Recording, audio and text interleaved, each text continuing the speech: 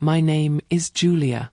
I am 27 years old, and I live in a small town in North Carolina where life moves slowly and people rarely ask deep questions. From the outside, my life looks quiet and simple. But inside, it is built on loss, love, and a promise I made long ago. When I was 12 years old, my world changed forever. My mother became sick very suddenly. At first, I believed she would get better. Adults always say things like that to children. But she didn't. That year, my mother died. I still remember the silence in our house after the funeral. The rooms felt empty, like they were holding their breath. Something inside me broke that day, and it never fully healed. My father never cried in front of me, but I saw the pain in his eyes every morning and every night. From that moment on, he became everything to me. He learned how to cook, how to clean, how to help me with school, and how to smile even when his heart was heavy. He was my father, my mother, my best friend, and my only sense of safety. I grew up watching him work hard, sleep little, and give everything he had just to make sure I was okay. As I grew older, I made a quiet promise to myself. I would never let my father be alone. No matter what happened, I would take care of him the way he had taken care of me. That promise stayed with me when I went to college. I studied hard and dreamed of a future where I could finally give him a peaceful life and make him proud. But life tested me again. While I was still in school, my father became sick. No one could explain why. Each day he grew weaker. Hospital visits became more frequent, and the money he had saved for hard times slowly disappeared. At night, I cried alone, holding my textbooks in one hand and my father's medicine in the other. In the end, I had to choose. I chose my father. I left college, not because I failed, but because love asked me to stay. I didn't quit college because I was weak. I quit because I loved my father more than my dreams. After I left college, my days became small and repetitive. Every morning I woke up before the sun, tied my hair back, and walked to the bakery at the corner of our street. The smell of bread was warm, but my life felt cold. I worked long hours, smiled at customers, counted coins, and went home to care for my father. I loved him deeply, but sometimes, late at night, exhaustion sat on my chest like a weight. My world felt narrow, and my future felt far away. Then one day, Michael walked into the bakery. He didn't rush. He didn't look at his phone. He looked at me. He smiled and said hello in a calm, gentle way, like he had all the time in the world. Before he left, he told me my eyes were beautiful. No one had said that to me in years. I felt seen in a way I had forgotten was possible. Michael came back the next day. And the next. Soon, seeing him became the brightest part of my routine. He asked about my life, my father, my dreams. He listened carefully, as if my words mattered. In a life filled with responsibility and worry, Michael felt like a soft place to rest. He told me stories about travel, about freedom, about a bigger world waiting beyond my small town. One day he said, "I'll show you the world, Julia. You deserve more than this life." Those words stayed with me.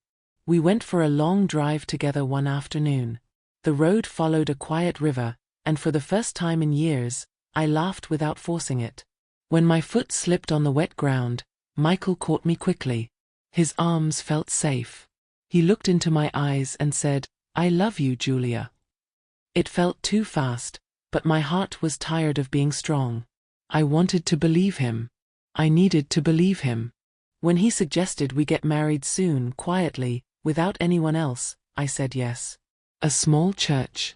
No family. No questions. I told myself love didn't need witnesses. But when Michael finally met my father, everything changed. My father froze the moment he saw him.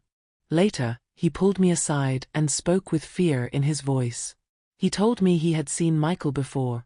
Angry, violent, shouting at another man. He begged me to be careful. I didn't listen. I thought my father was wrong. I thought love meant choosing Michael over fear. I thought love was saving me. I didn't know it was already leading me away from home. 2 years after our marriage, the man I lived with was no longer the man I thought I loved. Michael changed slowly, quietly, in ways that were easy to excuse at first. He became distant. His voice grew sharp. He wanted to know where I was, who I talked to, why I asked questions.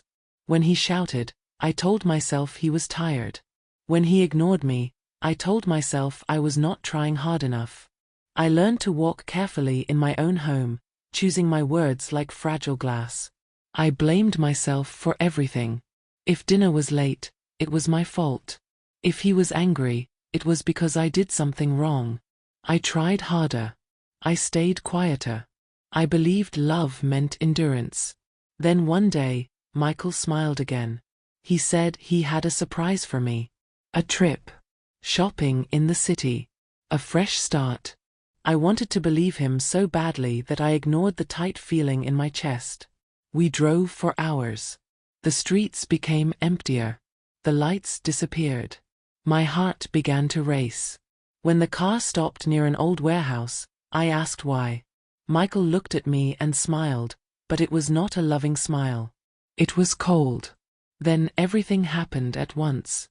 A van pulled up. 2 men stepped out. Before I could scream, they grabbed me. Hands tied. Mouth covered. My body shook so hard I thought my heart would stop. I looked at Michael. I wanted to say his name. I wanted to ask why. In my head, I kept screaming the same words. You said you loved me. He did not look away. I was thrown into the van like I was nothing. Like an object. Like a price. In that moment, something inside me broke completely. The man I married was not my husband. He was my captor. I was taken to a dark house. I was told I would work there. I was not free. Days turned into months. I cooked. I cleaned. I obeyed. Other women were there too, all with empty eyes and broken voices. Every night, I thought about my father. His face was the only thing that kept me alive. One evening, I begged a guard to help me. He ignored me. The next day, I tried again. I asked him to think about his mother. I don't know why I said it. Maybe hope is stubborn. That night, at 3 in the morning, he came back. He whispered, "Run. Use the back door." I didn't think. I ran. My legs burned. My lungs screamed. I ran until a car stopped and a stranger helped me reach the bus station. As the bus carried me home, I finally understood the truth. Love did not save me. Love, in the wrong hands, became the trap. When I finally stepped through the front door of our small house, my legs gave out.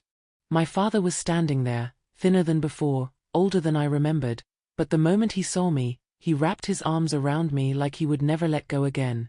I cried in his chest the way I did when I was a child. All the fear, all the shame, all the silence broke at once. I was home. And for the first time in a long time, I was safe. A few days later, the news confirmed what my heart already knew. Michael had been arrested. The police exposed the network he worked with, the same people who destroyed so many lives. Hearing his name on the television felt unreal. The man I once loved was not a tragic mistake. He was a danger. And loving him had nearly cost me everything. I had to face a painful truth. Love, when mixed with denial, can blind you. It can pull you away from the people who truly care about you. My father had tried to warn me, not because he wanted to control my life, but because he wanted to protect it. Family is not the enemy of love. They are often its last line of defense. Starting again was not easy. I woke up from nightmares. Loud noises made me shake. Some days, getting out of bed felt impossible. But I moved forward slowly, with open eyes this time. I learned that real love does not rush you, isolate you, or ask you to ignore fear. Real love keeps you safe. I lost years of my life, but I did not lose myself. And that matters. If you believe love should protect, not destroy, please like this video. Share in the comments if you've ever ignored a warning because of love. and subscribe to learn English through real-life stories with deep meaning.